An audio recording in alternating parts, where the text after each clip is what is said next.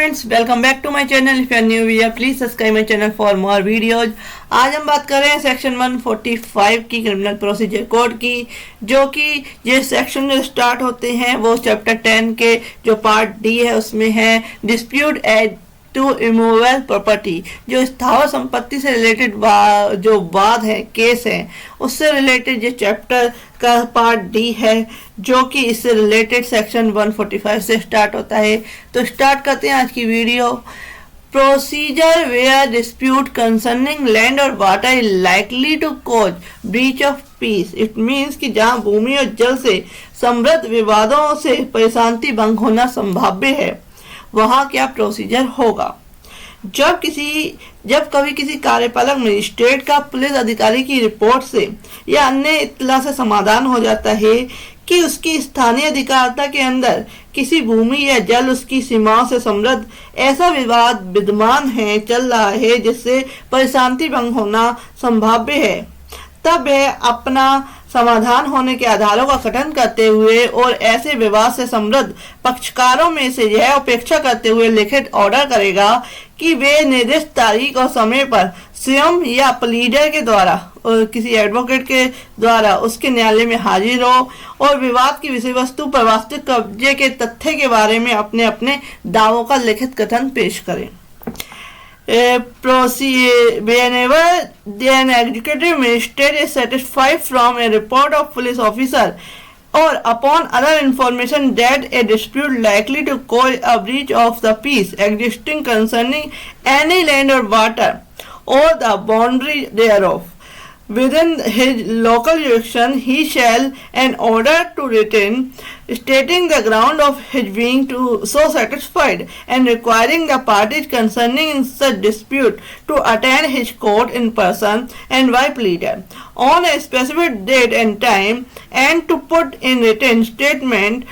of their respective claims and respect the fact of actual possession of the subject of the dispute। Sub section 2 कहता है section 145 का, इस धारा के प्रयोजन के लिए भूमि या जल पद के अंतर्गत भवन, बाजार, मीन क्षेत्र, फसलें, भूमि और अन्य उपज या किसी ऐसी संपत्ति के भाटक और लाभ भी शामिल हैं। For the purpose of this section the expression land and water including buildings, markets, crops and other procedure of land and this rent of profit of any such property। Section 3 कहता है इस आदेश की एक प्रति की तामील इस संहिता द्वारा संबंधों की तामील के लिए उपबंधित रीति से और ऐसे व्यक्ति या व्यक्तियों पे की जाएगी जो ऑर्डर किया गया है उसकी जो तामील करनी है, संबंध की सर्विस करनी है, इस रीति से की जाएगी जिन्हें मजिस्ट्रेट निर्देश करे और कम से कम एक उसकी कॉपी जो है विषय वस्तु पर या उस स्थान पर जहां वह नॉर्मली कोई भी देख सकता है उस पर प्रकाशित की जाएगी। A copy of the order shall be served in the manner provided by this code for the service of a summon upon such person and persons as the magistrate may direct, and at least one copy shall be published by being affixed to some place at the near the subject of dispute। Next subsection 4 कहता है इसका, magistrate तब विवाद की विषय वस्तु को पक्षकारों में से किसी के भी कब्जे में रखने के अधिकार के गुणांकन और दावे के प्रति निर्देश किए बिना उन कथनों का जो ऐसे पेश किए गए हैं परिशीलन करेगा, पक्षकारों को सुनेगा और ऐसा सभी साक्ष्य लेगा जो उसके द्वारा प्रस्तुत किया जाए। ऐसा अतिरिक्त साक्ष्य यदि कोई हो लेगा और जैसा भी आवश्यक समझे यदि संभव हो तो वह विनिश्चित करेगा कि क्या उन पक्षकारों में से कोई उपधारा 1 के अधीन उसके द्वारा दिए गए आदेश की तारीख पर विवाद की विषय वस्तु पर कब्जा रखता था, या यदि रखता था तो वह कौन सा पक्षकार था। तो इसको अभी वह क्लेरिफाई करेगा। The magistrate shall then without reference to the merit और claim of any of the parties to a right to process the subject of dispute pursues the statement so put in, and here the party received all such evidence as may be produced by them, take such further evidence, if any, as he thinks necessary, and if possible decided whether and which of the parties was at the date of the order made by him, others of section 1, in possession of the subject of the dispute. परंतु यदि magistrate को यह प्रतीत होता है कि कोई पक्षकार उस तारीख के जिसको पुलिस अधिकारी की रिपोर्ट या अन्य इत्तला मजिस्ट्रेट को प्राप्त हुई है, ठीक पूर्व 2 मास के अंदर, 2 महीने के अंदर या उस तारीख के पश्चात उपधारा 1 के अधीन उसके आदेश की तारीख से पूर्व बलात् या सदोष रूप से बेकब्जा किया गया है, तो वह यह मान सकेगा कि उस प्रकार बेकब्जा किया गया पक्षकार उपधारा 1 के अधीन उसके आदेश की तारीख को कब्जा रखता था. Provided that if it appears to the magistrate that any party has been forcibly and wrongfully dispossessed within 2 months next before the date or which of the report of the police officer or other information was received by the magistrate, or after that date and before the date of his order, under subsection 1, he may treat the party so disposed as if the party had been in possession of the date of his order under subsection 1. Next कहता है, subsection 5 कहता है कि इस धारा की कोई बात हाजिर होने के लिए ऐसी अपेक्षित किसी पक्षकार को या किसी अन्य हितवृत्त व्यक्ति को यह दर्शित करने से नहीं रोकेगी कि कोई पूर्वोक्त प्रकार का विवाद वर्तमान नहीं है या नहीं रहा है, और ऐसी दशा में मजिस्ट्रेट उक्त आदेश को रद्द कर देगा और आगे की अन्य कार्रवाई रोक दी जाएगी, किंतु उपधारा 1 के अधीन मजिस्ट्रेट का आदेश ऐसे रद्दकरण के अधीन रहते हुए अंतिम होगा. Nothing in this section shall preclude any party so required to attend and any other person interested for showing that no such dispute as aforesaid existing as or has existed, and in such case the magistrate shall cancel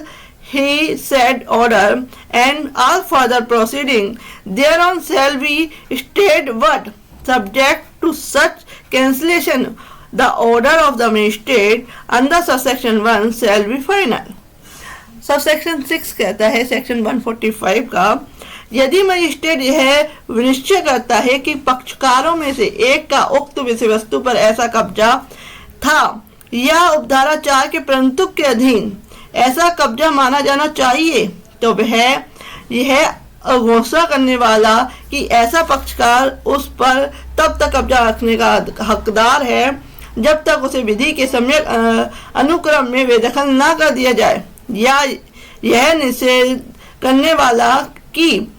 जब तक ऐसी बेदखली न कर दी जाए तब तक ऐसे कब्जे में से कोई विघ्न न डाला जाए, आदेश जारी करेगा कि उस व्यक्ति के पास से ना कब्जा छीना जाएगा और क्या है उससे किसी तरह का डिस्टर्बेंस नहीं किया जाएगा, इस तरीके का ऑर्डर कर सकता है. और जब वह धारा उपधारा 4 के परंतु के अधीन कार्रवाई करता है तब उस पक्षकार को वह बलात् सदोष में कब्जा किया गया है कब्जा लौटा सकता है, और उसे कब्जा लौटा भी सकता है उससे किसी रॉन्गफुली तरीके से छीना गया है. तो if the magistrate decide that one of the parties by or should under the provision of subsection 4 be treated as being in such possession of the said subject, he shall issue an order declaring such party to a entitled to possession thereof until evicted therefrom in due course of law, and the forbidding all disturbance of such possession until such eviction, and when the proceeds under the proviso of subsection 4 may restore or to possession the party forcibly and wrongfully disposed. यानी उससे क्या है, गलत तरीके से अगर कब्जा छीना गया है तो कोर्ट उसे कब्जा दिलाएगी, और अगर क्या है उस व्यक्ति को सबसेक्शन 4 के अंतर्गत आता है तो उसमें वह उसे क्या है पोजीशन का जो वह पोजीशन रखता था ये मानेगी, और उससे जो अन्य व्यक्ति है जिसके अंगेंस्ट केस चल रहा है उनसे कहेगी किसी तरीके से डिस्टर्बेंस नहीं होनी चाहिए, ऐसा ऑर्डर कर सकती है. सबसेक्शन बी कहता है, सबसेक्शन 6 का बी कहता है, इस उपधारा के अधीन दिया गया आदेश उपधारा 3 में अविकथित रीति से तामील में प्रकाशित किया जाएगा। कि जो ये इस तरह का ऑर्डर किया गया है वह जो कहते हैं सबसेक्शन 3 है ऑर्डर 145 का, उसकी तरह उसकी तामील की जाएगी। सबसेक्शन 7 कहता है, जब किसी ऐसी कार्रवाई के पक्षकारों की मृत्यु हो जाती है, जब इस तरह के जो केस चल रहा है उसके जो पक्षकार है उनकी मृत्यु हो जाती है, तब मजिस्ट्रेट मृतक पक्षकार के विधिक प्रतिनिधि की कार्रवाई का पक्षकार बना सकेगा और फिर जांच चालू रखेगा। और यदि इस बारे में कोई प्रश्न उत्पन्न होता है कि मृतक पक्षकार का ऐसी कार्रवाई के प्रयोजन के लिए विधिक प्रतिनिधि कौन है, तो मृतक पक्षकार का प्रतिनिधि होने का दावा करने वाले सब व्यक्ति को उन कार्रवाई का पक्षकार बना लिया जाएगा। इसमें है when any party or to any such proceeding died, the magistrate may call the legal representative of the deceased party to be made a party to the proceedings and shall thereupon continue in inquiry, and if any question arises as to who the legal representative of the deceased party of the purpose of such proceeding is, all person claiming to be representative of the deceased party shall be made party thereto। उन सबको ही क्या party बना लिया जाएगा जो दावा करता है। सबसेक्शन 8 कहता है, यदि मजिस्ट्रेट की राय है कि उस संपत्ति की जो इस धारा के अधीन उसके समक्ष लंबित कार्रवाई में विवाद की विषय वस्तु है, कोई फसल या अन्य उपस्थितिता खराब होने वाली है,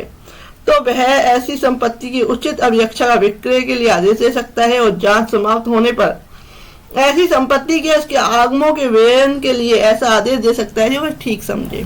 If the magistrate is the opinion that any crop or other produce of the property and the subject of dispute in a proceeding under the section pending before him is subject to speedy and natural decay, he may make an order for the purpose, custody or sale of such property, and upon the completion of the inquiry shall make such order for the disposal of such property or the shall proceed thereof as it think fit। इसका subsection 9 कहता है, यदि magistrate ठीक समझता है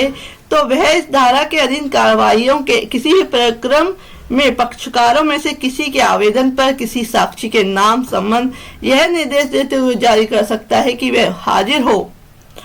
या कोई दस्तावेज या चीज पेश करे। The magistrate may, if he thinks fit, at any stage of the proceeding under this section, and the application of either party issuing and summoning to any witness, directing him to attend or the produce any documents or things। Subsection 10 कहता है इसका, इस धारा की कोई बात धारा 107 के अधीन कार्रवाई करने की मजिस्ट्रेट की शक्तियों का अल्पीकरण करने वाली नहीं समझी जाएगी। Nothing in this section shall be deemed to be an derogation of the power of the magistrate to proceed under section 107। तो ये सारा बताया गया है सेक्शन 145 में कि स्थावर संपत्ति से रिलेटेड बात है, कोई केस चल रहा है तो उस केस में क्या है, क्या प्रोसीडिंग्स होगी, क्या प्रोसीजर अपनाया जाएगा, सारा क्या है इसमें क्लैरिफाई किया हुआ है। Friend, if you like my video please like share and subscribe my channel. Thank you for watching.